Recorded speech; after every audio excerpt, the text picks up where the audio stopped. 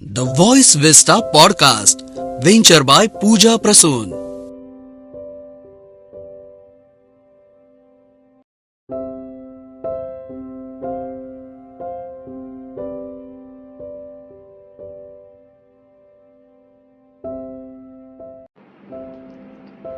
Voice Vesta podcast venture by Pooja Prasoon मध्ये आपल्या सगळ्यांचं मी राहुल ढोले अगदी मनापासून स्वागत करतो. आणि आपला हा जो शो आहे त्याचं नाव आहे ॲस्ट्रो डिकोडेड. संपूर्ण ज्योतिषशास्त्रासंबंधी हा शो असणार आहे आणि यामध्ये आपले जे गेस्ट आहेत त्यांना आपण इथे मंचावरती आमंत्रित करतोच आहोत. तत्पूर्वी त्यांचं जे इंट्रोडक्शन आहे, त्यांचा जो परिचय आहे तो मी इथे करून देतो. तर आज आपल्यासोबत असणार आहेत डॉक्टर नरेंद्र धारणे. ते ज्योतिष विद्या वाचस्पती आहे आणि त्यांचा परिचय करून द्यायचा म्हटला तर उच्च विद्या विभूषित असण्यासोबतच म्हणजेच BE प्रोडक्शन इंजिनियर झालेले आहेत ते. MBA फायनान्स आहे त्यांचं. ज्योतिषशास्त्राचा त्यांचा दांडगा अभ्यास आहे.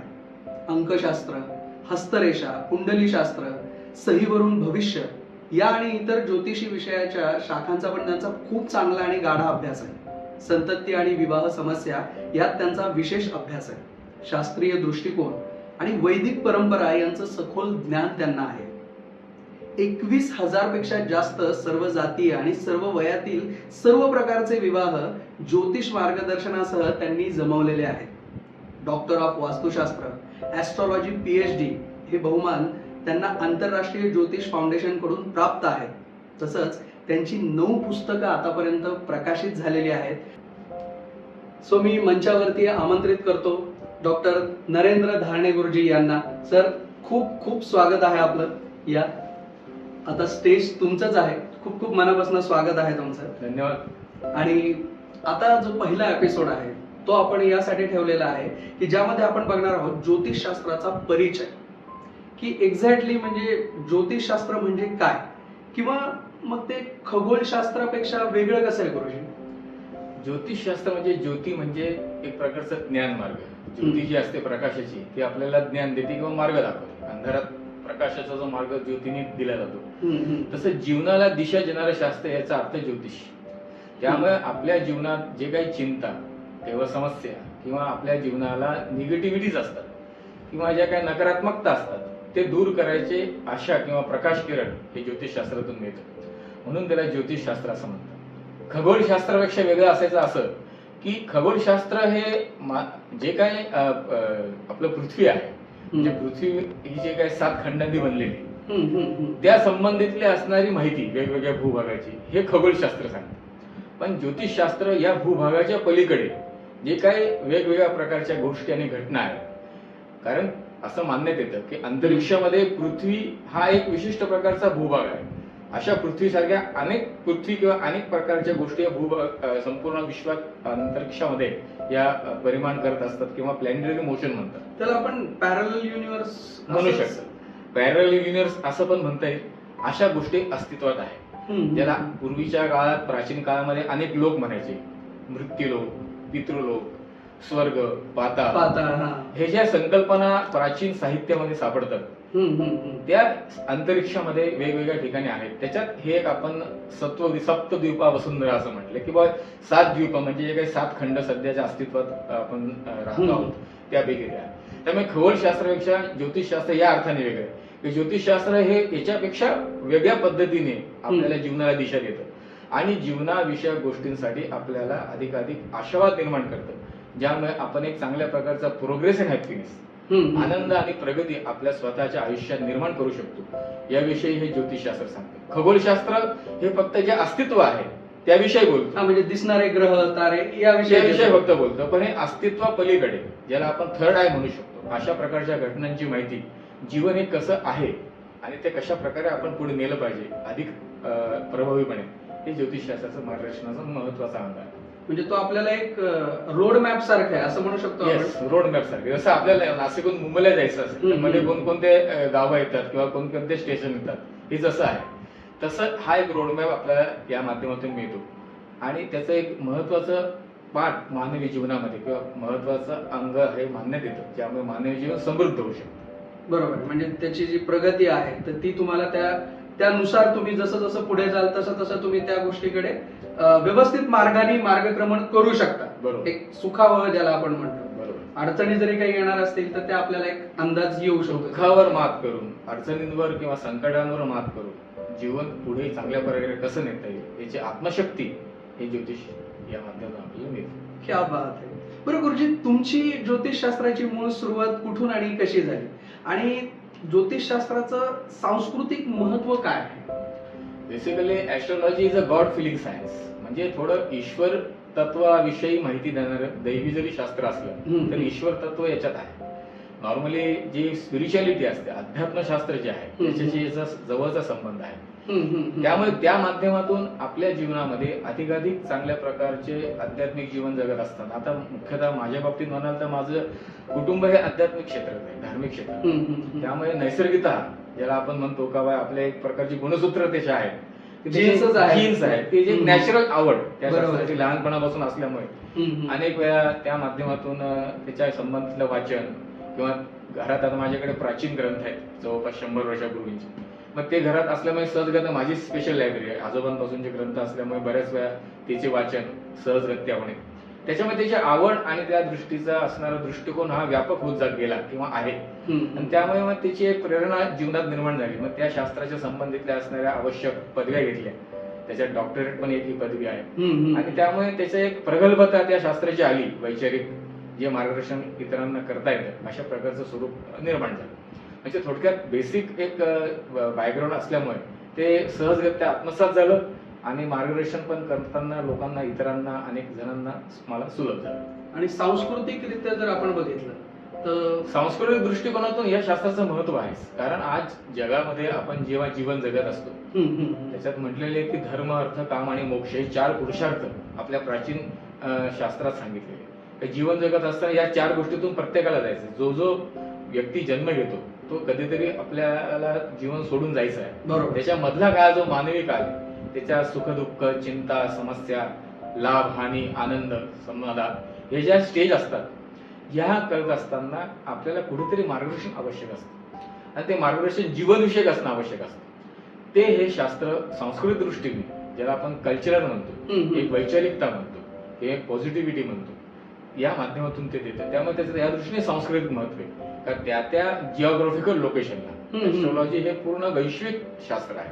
इंटरनॅशनल लेवलला किंवा आपण म्हणतो की सप्तद्वार सुंदर म्हणजे पूर्ण पराशास्त्र की हे त्याही पेक्षा जास्त मार्गदर्शन आपल्याला देतं. त्यामुळे ज्या जिओग्राफिकल लोक मग त्या US असेल, अमेरिका असेल किंवा UK असेल किंवा भारत असेल, त्या जिओग्राफिकल लोकेशनला त्या प्रकारचा अक्षांश आणि रेखांश म्हणजे आपण गुरु जेव्हा एखादी कुंडली बघतो तेव्हा त्याच्यात असतं जन्मतारीख, जन्मवेळ आणि जन्मठिकाण. जन्मठिकाण का बरं तर त्याचे लॅटिट्यूड आणि लॅग्निट्यूड, अक्षांश आणि रेखांश हे प्रत्येक ठिकाणी वेगवेगळे असतात. त्यानुसार कुंडलीमध्ये सुद्धा बदल होतो. भारतात जन्म झाणाऱ्या एक व्यक्तीची कुंडली युरोप मधल्या व्यक्तीची वेगळी असू शकते, अमेरिकेतल्या व्यक्तीची थोडी वेगळी असते. ते स्थानानुसार स्थानांतर होतं. त्याला लॅटिट्यूड लॅग्निट्यूड बदलतात. त्या दृष्टीने त्याचं महत्व. त्यामुळे तुम्ही जे म्हटलात त्या माध्यमातून कल्चरल गोष्टी ज्या आहेत, एक त्या मनुष्य जो भारतात जन्म घेतो, ज्या फॅमिली बॅकग्राऊंड मध्ये घेतो तसाच फॅमिली ग्राउंड US मधल्या असलेल्या व्यक्तीचा असेलच असं नाही. बरोबर. तर आपण जन्म ज्या लॅटिट्यूड लॅग्निट्यूड किंवा अक्षांश रेखांश घेतो ते फोटो त्याचं फार मोठं महत्व आहे. बरोबर. तर त्यामुळे कल्चरल गोष्टीचा विषय जो आहे तो त्या संबंधित फार महत्वपूर्ण असं त्या. आणि आजकाल तर हे पण खूप बघण्यात आलंय की बरेचसे आधी म्हणायचे ना लोक की अरे मग आता US मध्ये असतील किंवा इंग्लंड मधले लोक ते कुठं कुंडली बघतात पण तरी त्यांचं लाईफ चाललेलंच आहे ना. पण आता हे पण बघण्यात आलंय की ते लोक आपल्याकडे फोन करतात आणि इथून कन्सल्टेशन घेतात की बाबा हे असं होऊ शकतं का किंवा ह्या पॉसिबिलिटी आहेत का हे विचारतात ते. आणि त्याचं त्यांना म्हणजे फळ पण मिळतंय, म्हणजे त्याचा त्यांना लाभ होतोय, फायदा होतोय. जर अडचणी येणार असतील तर त्या त्यांना अगोदर कळतायत ऍटलिस्ट. येस, 100%, 100% आहे ते. त्यामुळे हे थोडक्यात काळाला कसोटीला घासून तयार झालेलं शास्त्र, प्राचीन शास्त्र. अगदी रामकृष्णादी असणाऱ्यांच्या कुंडल्या सुद्धा उपलब्ध आहेत. हो. म्हणजे असं सांगतात, म्हणजे आजही महाभारत किंवा तुम्ही रामायण बघितलं तर कृष्ण जन्म आणि राम जन्माचा जेव्हा तुम्ही विषय येतो त्यावेळेस असं सांगतात का पृथ्वीवर प्रलय झाला होता. म्हणजे याचं कारण का तर ज्योतिषशास्त्रानुसार ग्रह त्यांची दिशा बदलत होते. कारण प्रत्यक्ष परमात्मा पृथ्वीवर जन्म घेणार असं म्हटल्यावर त्याची कुंडलीतली ग्रहस्थी चांगली असावी म्हणून त्यावेळेस असं म्हणतात का प्रलय झाला पृथ्वीवर आणि लोक घाबरायला लागले का असं होते. परमात्मा जन्म घेणार तर आनंद वाटायला पाहिजे, पण तसं नव्हतं झालं. त्याचं कारण असं तर नवग्रह त्यांची स्थिती बदलत होती किंवा देवाची कुंडली जी आहे परमेश्वराची जगनियंत्याची ती चांगली असावी, कारण तो एक ईश्वर आहे. बरोबर. म्हणजे सांगायचा उद्देश असा की हे शास्त्राला इतकं प्राचीन परंपरा आहे का प्रत्यक्ष आपण ज्यांना ईश्वर मानतो त्यांच्याही कुंडल्या आपल्याकडे आज उपलब्ध आहेत, ज्या त्यांच्या असणाऱ्या जीवनाशी सुसंगतता दाखवतात. इतकं हे प्राचीन शास्त्र महत्वपूर्ण आहे. ते आपण बघतो ना की कृष्ण जन्माच्या वेळेस पाऊस चालू होता आणि मग ते नदीतनं तर त्याचं कारणच असं होतं का त्यावेळी कृष्णाची ती एक जी पत्रिका आहे जन्मकुंडली ज्याला आपण म्हणतो, ज्याच्यावर आपण सगळ्या गोष्टींचा अभ्यासपूर्वक मत मांडू शकतो, ती अप्रोप्रिएट असावी, योग्य असावी, असं ते त्या काळातलं वैशिष्ट्यपूर्ण घटना होती. तसंच रामादी काळामध्ये सुद्धा होतं आणि म्हणून योग्य समय त्या प्रकारे त्यांनी जन्म घेतले, त्यावेळेस ग्रहांनी त्यांच्या गती बदलल्या असं सांगण्यात येतं. त्यामुळे याची प्राचीनता इतकी व्यापक आहे जी काळाच्या कसोटीला पूर्ण उरलेली आहे. तर आता ज्योतिषशास्त्राचा ज्यावेळेस आपण अभ्यास करतो तर त्याच्यामध्ये आपल्याला राशीचक्र दिसतं किंवा ग्रह आहेत, ग्रहांची स्थानं आहेत किंवा घर आहेत. ते याचे विविध पैलू या ज्योतिषशास्त्राच्या मूलभूत संकल्पना नेमक्या आहेत तरी काय की सामान्य लोकांना कळावं किंवा ज्यांना ज्योतिषशास्त्राचा कदाचित अभ्यास करायचा आहे त्यांनाही ह्या गोष्टी सहजतेने लक्षात याव्यात.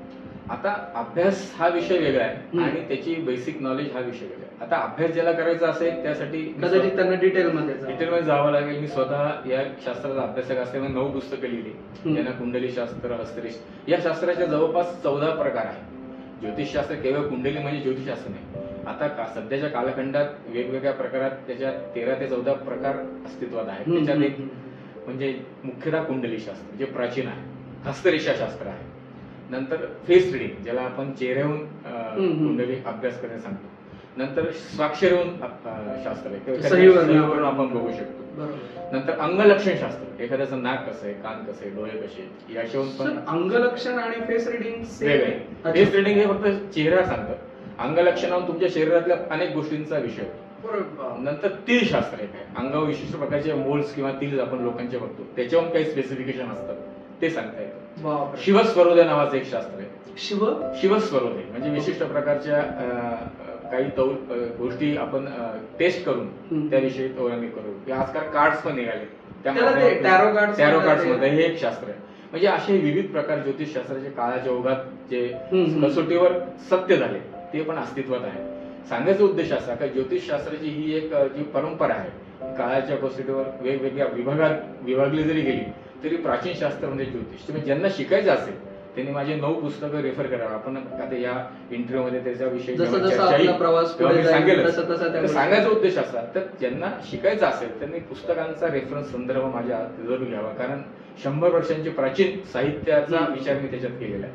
आणि जे अभ्यासापेक्षा आपल्याला त्यांना जाणून घ्यायचं का आपल्याविषयी कसं असेल, राशी आहे किंवा काय, तर त्यामुळे ज्योतिषशास्त्रामध्ये 12 राशींमध्ये संपूर्ण एक सामावलेले, ज्या 12 राशी आपण अनेक वेळा सगळीकडे वाचत असतो. मेष, नंतर वृषभ, राशीचक्राचा हा 12 राशींमध्ये संपूर्ण एक विभाग. त्याविषयी सुद्धा आपलं डिटेल्ड एपिसोड असणार आहे, जो पुढच्या एपिसोड मध्ये आपण राशीचक्राविषयी बोलणार आहे. सो आता फक्त आपण सरांनी बेसिक माहिती अशी आहे, ज्या 12 राशी आहेत त्याच्या संपूर्ण विश्व सामावलेले.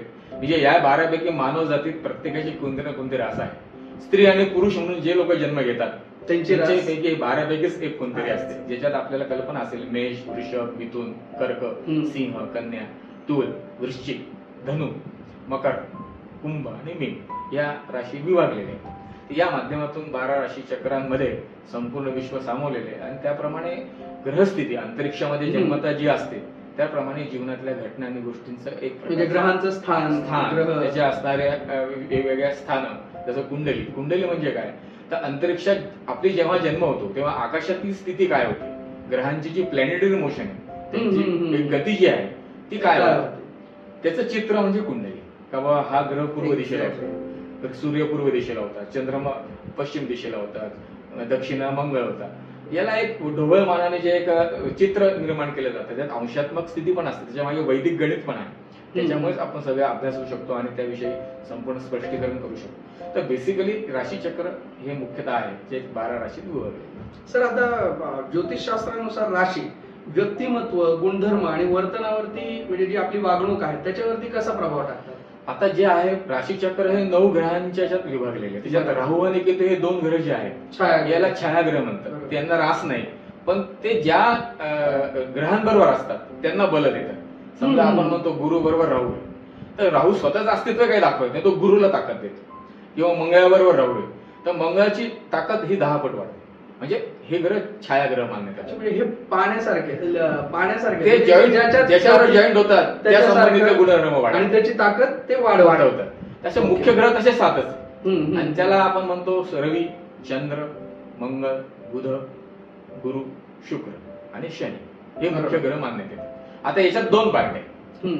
जसं देव आणि दानव असे 2 पार्ट आहेत, तसंच ग्रहांचे पण 2 पार्ट असे, विरोधी पक्ष सत्ताधारी हे जसं आहे त्या प्रकारे इथे पण आहे. आता याच्यात कसं आहे, रवी हा मुख्य राजा आहे ग्रहमालेचा, आणि त्याच्या विरोधात दुसरा राजा आहे शनी, जो कलियुगात श्रेष्ठ मानण्यात येतो. मुख्य राजा जरी ग्रहमालेचा रवी असला तरी कलियुगातला श्रेष्ठ ग्रह शनी मानला जातो. तर रवीच्या अंडर कोण कोण येतं? रवीच्या अंडर येतो चंद्र, ज्याला राणी मानण्यात येते, रवीची राणी. बरोबर. नंतर मंगळ, ज्याला सेनापती मानण्यात येते. नंतर बुध, हा बुध पुढेच नाही, हा शनीच्या पण पार्टीत नाही आणि आपल्या वडिलांच्या पार्टीत नाही.